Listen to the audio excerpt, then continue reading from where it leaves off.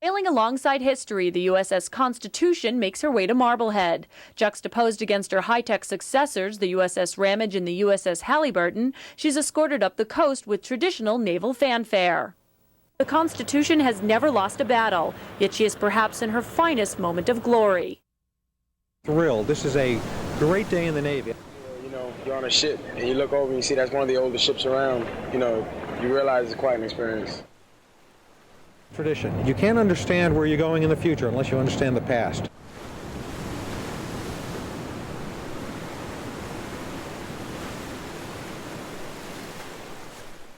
On April 13th, 1814, the town of Marblehead watched a dramatic display of seamanship unfold before their eyes.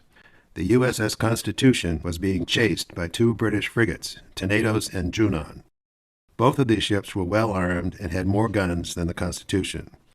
Although the Constitution was dumping provisions and rum over the side to increase speed, the British frigates had better air and were gaining on her. Constitution needed a place to hide. The Constitution was near Marblehead Harbor, a safe refuge, but the entrance to the harbor can be treacherous. Crew member and Marblehead native Samuel Green guided her safely into the harbor, skillfully steering between Marblehead Rock and Marblehead Neck. The Constitution was safe. The British vessels didn't follow because of the difficult passage and the ready guns of Fort Sewell at the harbor mouth.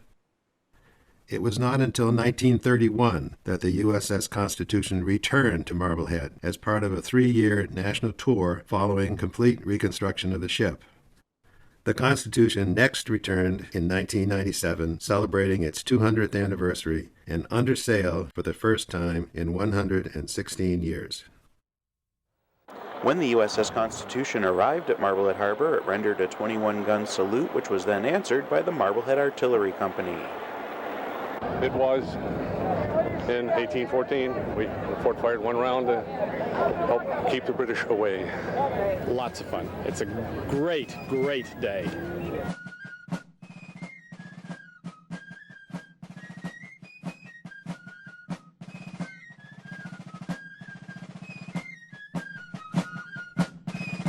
Constitution visit did at least two things. One was a tremendous thrill in context.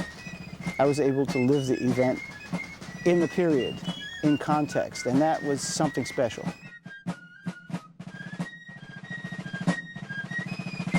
You realize it's quite an experience. That was great to see all the people come out. That was a very emotional 2 days for me. I don't know why exactly.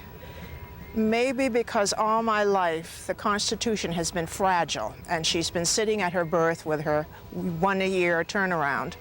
And I've often wondered what she would look like at the mouth of the harbor. I never thought I'd live to see it, and especially never to see her under her own power sailing.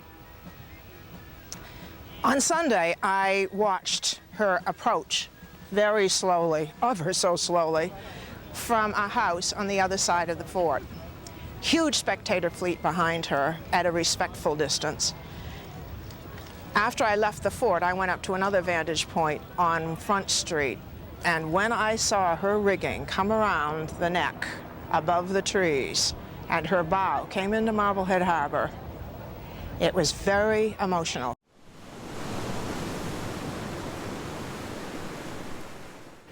It was a really wonderful moment to see that history made real, made concrete for people. And it really brought home to me the sacrifices that have been made and perhaps still need to be made for the country. Our history came alive, and that was what was so remarkable, that we could, all of a sudden, Marbleheaders could make our history come alive again.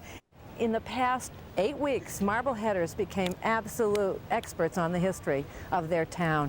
And wasn't it wonderful, because we had the living history right there. We had the classroom right before us.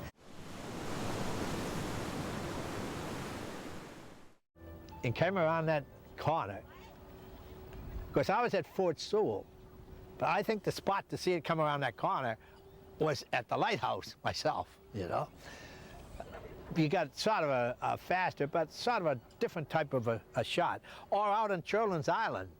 I had friends in Churlin's Island. They said, because it's shot right out that way, it was just beautiful, absolutely beautiful.